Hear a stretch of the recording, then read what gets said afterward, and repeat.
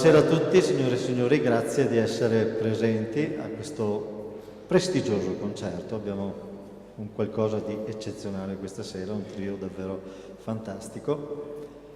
Fa parte del progetto didattico musicale su base divulgativa del nostro laboratorio permanente per la riscoperta della grande scuola veneta, la scuola delle scuole.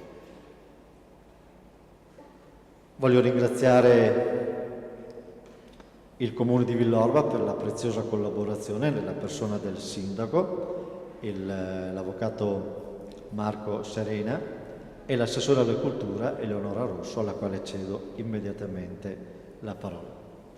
Grazie Roberto, buonasera a tutti e benvenuti all'Auditorium Galleria Mario del Monaco. Vi ringraziamo per essere qui, siamo in pochi, ma come si suol dire, pochi ma buoni, insomma vuol dire che sapete apprezzare la cultura e lo sforzo delle amministrazioni comunali che anche in momenti così un po' difficili riescono comunque a diffondere la cultura. Io ringrazio Roberto Ghizzo perché questa è la terza edizione, l'inizio della terza edizione dei concerti d'inverno. Questa collaborazione che è nata 3 anni fa con Radio Veneto 1, l'associazione seguita da Roberto Ghizzo, e devo dire che tutti gli artisti che si sono esibiti a Villorba in questi anni hanno dimostrato veramente una passione, un amore per la cultura unico e davvero bisogna ringraziare delle realtà del genere perché questo è davvero fare cultura. Io ringrazio il sindaco qui presente e vi porto i saluti di tutta l'amministrazione comunale. E poi volevo cogliere l'occasione anche di salutare un nostro carissimo amico, regista, sceneggiatore, artista, attore, Paolo Trevisi, che è morto 2 anni fa, il 18 novembre, sabato scorso, appunto era la ricorrenza di 2 anni dalla morte, e questo auditorium che l'ha voluto fortemente lui, insomma, ce lo fa pensare, e quindi volevo dedicare un applauso a lui anche perché continuiamo a ricordarlo con affetto.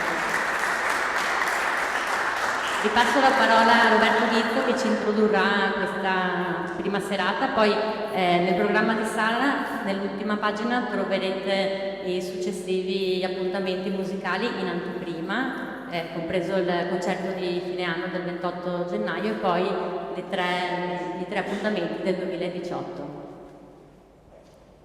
Non ultimi da ringraziare anche coloro che ci hanno coadiuvato con grande professionalità, per tutti cito la signorina Anna che diciamo, è un po' la deus ex machina dell'ufficio, che è una potenza. Il nostro è un ambizioso progetto, cioè quello che vorrebbe far conoscere, far sapere al pubblico quello che è stato relegato all'oblio. Parlo della grande scuola di musica veneta, quella scuola che dal 500 al 700 è stata la scuola, ha svolto un'opera di conoscenza ed è stata la scuola delle scuole. Il mondo intero è venuto, si è riversato in capitale a Venezia per apprendere questo nuovo modo di fare musica, perché in auge era la musica a cappella, erano le corali sostanzialmente. Per la prima volta a Venezia si è arrivati. Villaerte cominciò col mettere insieme l'organo con il coro, dopodiché Monteverdi, i Gabrielli, nipote e zio, a scrivere la musica, sono stati i primi a scrivere la musica, e a colorarla, a dargli la dinamica, a scrivere forte, forte piano, piano. Poi un'altra vicenda che è stata, come dire, la rivoluzione democratica della musica, il fatto che a Venezia le stamperie funzionavano, hanno cominciato a scrivere la musica nella carta, a stamparla e a diffonderla. Praticamente tutta l'Europa si riversava in Venezia per venire ad apprendere questo nostro nuovo modo di fare e divulgare la musica. I professori che abbiamo questa sera sono l'ultima generazione di una scuola che è stata trasmessa di insegnante in insegnante ed è arrivata ai giorni nostri. Praticamente la nostra musica classica nasce da noi. La loro è una tecnica di musica che è solo nostra.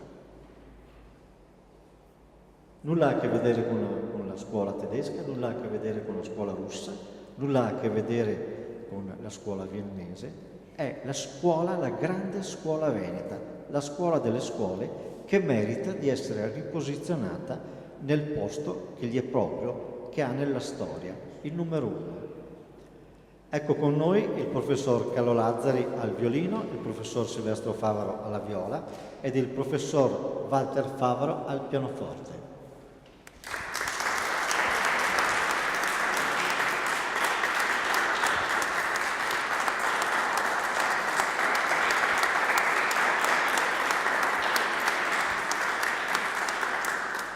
Come prima esecuzione di Johann Sebastian Bach, la sonata in sol minore per viola e pianoforte BWV 1029, nei tempi vivace, adagio, allegro.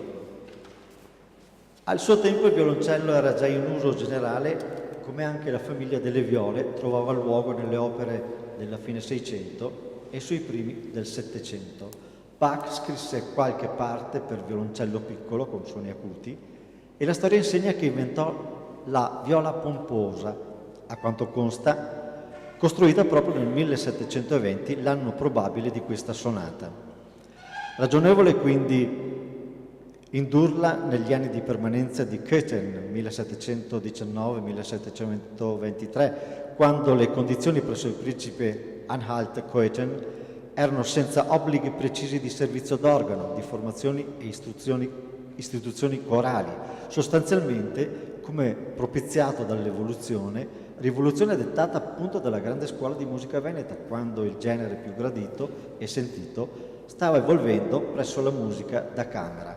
Bach, a quanto consta, ha innovato affidando l'opera ad uno strumento diverso, sia della viola da gamba, sia dal violoncello a quattro corde.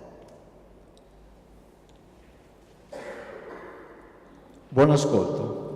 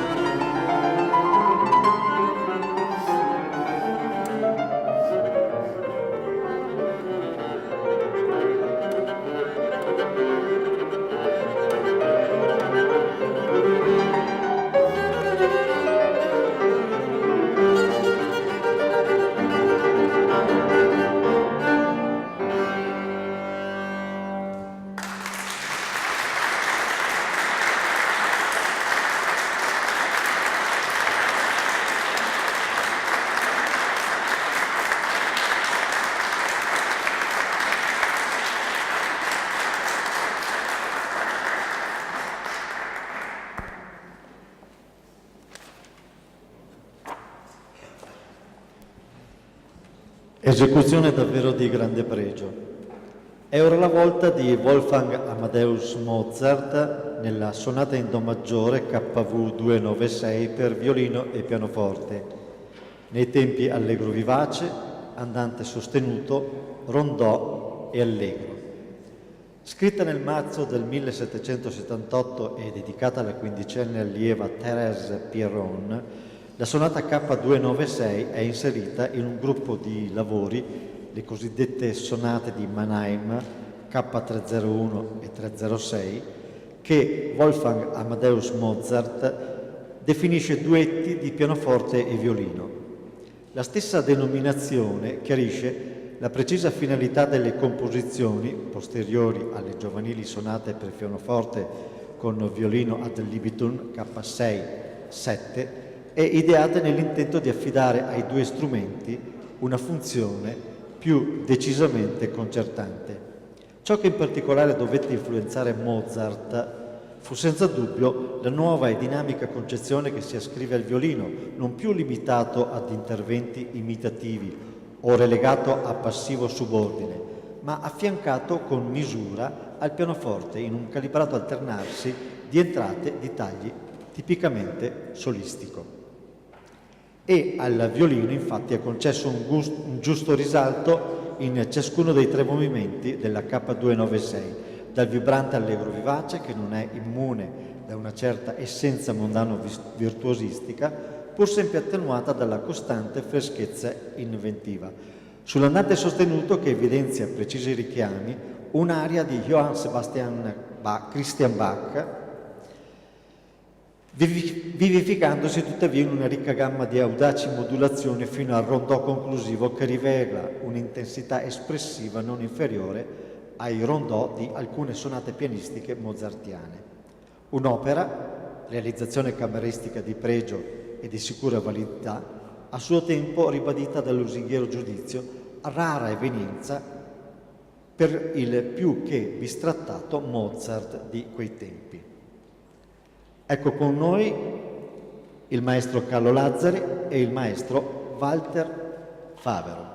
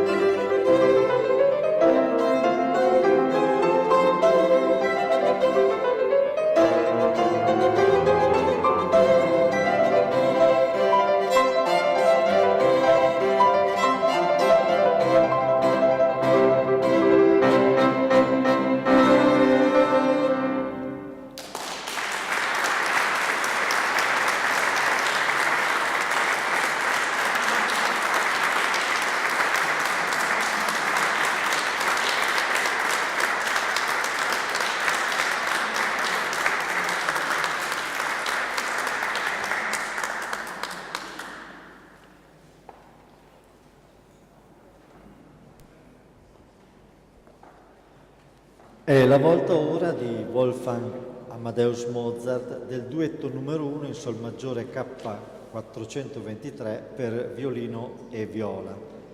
I tempi sono allegro, andagio e rondò. I nostri professori avrebbero scelto di fare soltanto l'allegro, però non sarebbe male se ci allietassero anche con gli altri due tempi, perché no?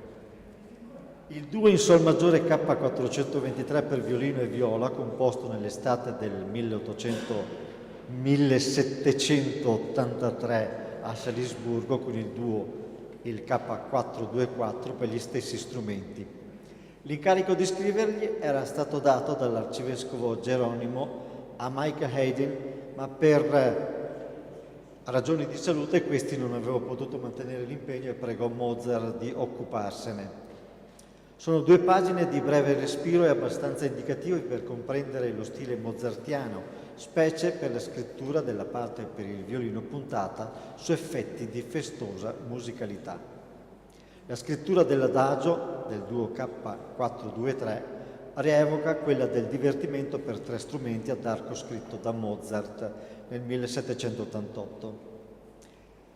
L'allegro è articolato in 3 temi con relativi ritornelli, mentre il rondò è contrassegnato da una varietà di accenti melodici con mutamenti improvvisi di tonalità. Il maestro Carlo Lazzari e il maestro Silvestro Favaro.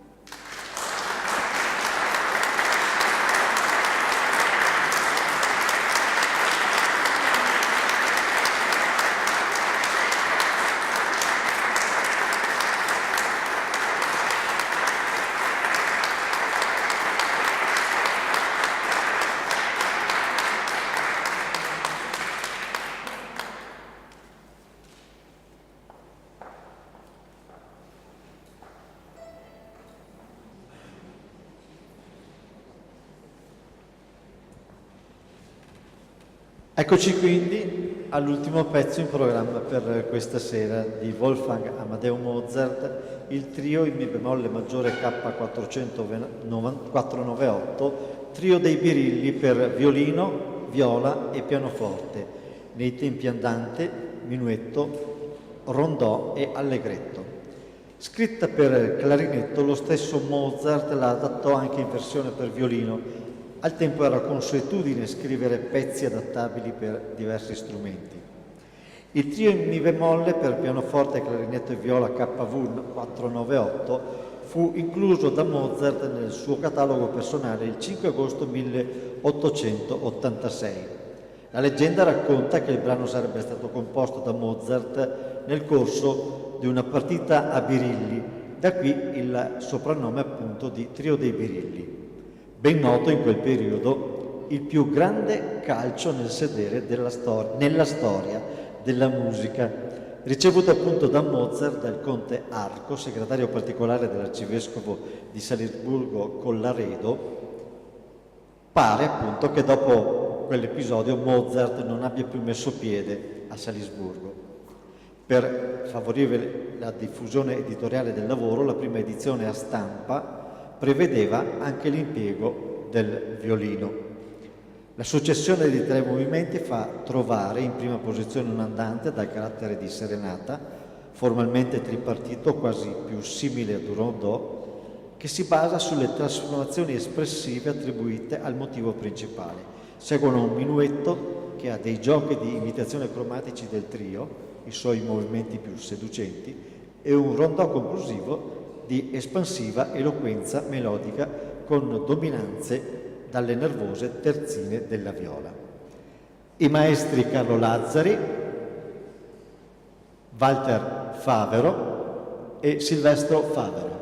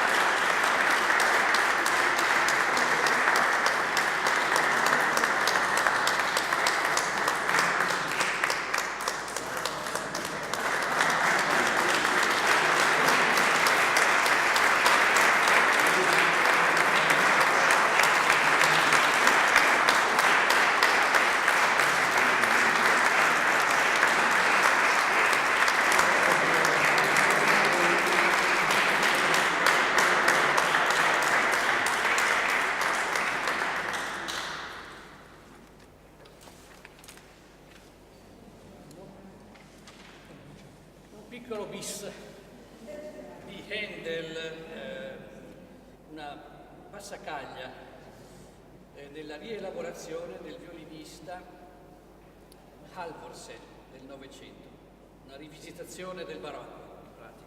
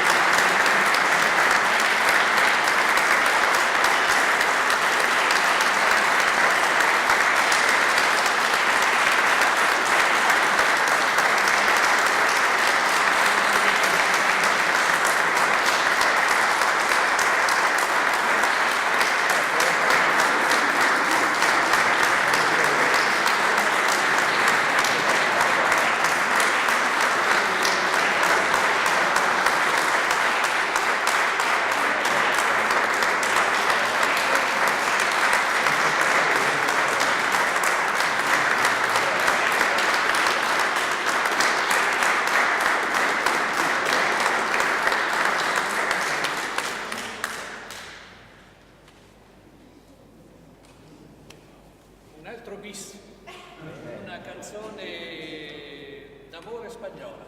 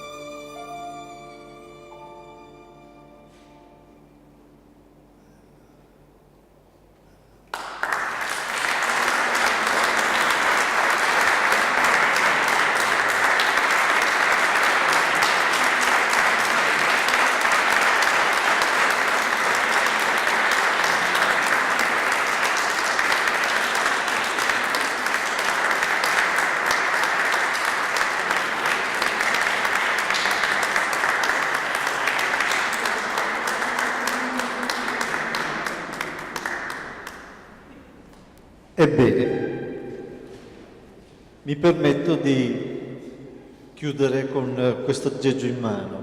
Abbiamo fatto la diretta via Facebook, via portale video, 2130 persone hanno visto questo post, dicono. Alcuni commenti. Complimenti al Comune di Villorba per queste manifestazioni culturali e per far conoscere ai nostri giovani la vera musica. Io e mia moglie vi stiamo guardando da Tenerife ed essendo di Treviso ci fa ancora più piacere ad ascoltare il concerto. Grazie Bruno e Irma Zorzi. Non male. Wonderful. Questo arriva da una certa Adriana Max. Viola Martella, grazie da Roma. Molto bello ascoltare questi musicisti. Beh, insomma, non è male, dai. Grazie a questi...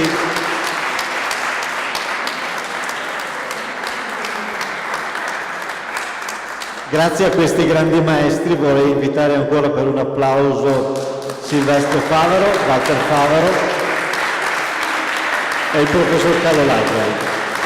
Grazie.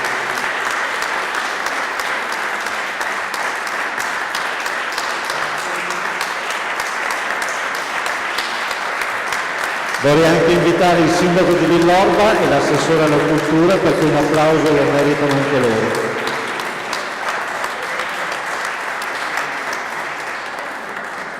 E una mezza parola dal sindaco, avvocato. Grazie. Non si può esimere. Grazie Roberto, grazie del magnifico concerto, mi ha fatto piacere assolutamente essere qui con voi stasera. Grazie Roberto per lo sforzo che stai facendo per diffondere la cultura, per aiutarci in questo sforzo, e grazie Eleonora che ci mette tutta la buona volontà. Spero vi siate divertiti. Personalmente sì, avrei avuto un altro mezzo impegno, ho deciso di tirare un bidone e stare qua con voi stasera, quindi mi sono divertito con voi. Grazie ancora, ai prossimi appuntamenti, e chissà che invece che seguirci via Facebook dalla poltrona qualcuno preferisca venire qui e stare con noi in un momento comunitario. Vabbè, non è importante, l'importante è quello che si fa e l'orgoglio di fare quello che si fa. Grazie a voi tutti, grazie a noi.